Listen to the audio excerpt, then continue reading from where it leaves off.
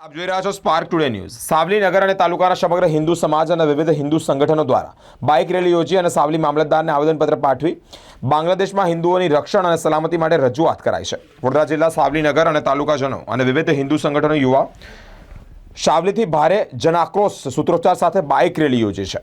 સાવલી તાલુકા સેવા સદન પહોંચી મામલતદારને આવેદનપત્ર પાઠવ્યું છે, જેમાં હાલ બાંગ્લાદેશમાં જે અરાજકતા પરિસ્થિતિમાં ઉગ્રવાદી એક માહોલ ઊભો થયો છે, ત્યારે માસૂમ બેન દીકરીઓ પર અત્યાચાર, ધાર્મિક સ્થળો પર તોડફોડ, હિન્દુઓના ઘરોમાં નુકસાન, આ અંતર્ગત બાઇક રેલી યોજવામાં આવી છે। સાવલીમાં બાઇક રેલી યોજી અને રક્ષણ અને સલામતી માટે રજૂઆત કરવામાં આવી છે।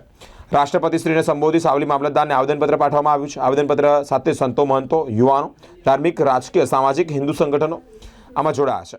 જે બાંગ્લાદેશની અંદર અત્યાચાર ચાલી રહ્યો છે હિન્દુઓ ઉપર, તેને લઈને આજે સાવલી નગરપાલિકાની અંદર મામલતદાર સાહેબશ્રીને આવેદનપત્રમાં આવ્યું છે કે હિન્દુઓની રક્ષા કરે, કોઈ જલ્દીથી એક્શન લેવામાં આવે અને જે દિવસે હિન્દુઓ શ્રીરામનો નારો તો લગાવી રહ્યા છે, પણ જય ભોલેનો નારો લગાવીને નીકળી જશે હાથમાં તલવાર લઈને, ત્યારે પછી પાછા વાળવા બહુ મુશ્કેલ પડશે।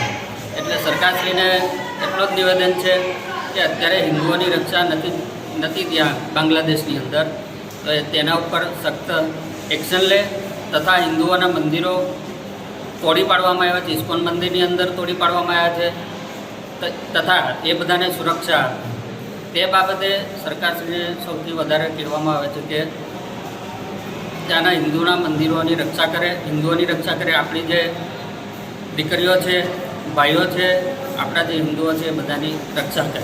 આપનું નામ? બહુ વધારે નહીં કહેતા, મારું નામ સ્વામી પુલત્સગીરી। ઓમ શાંતિ।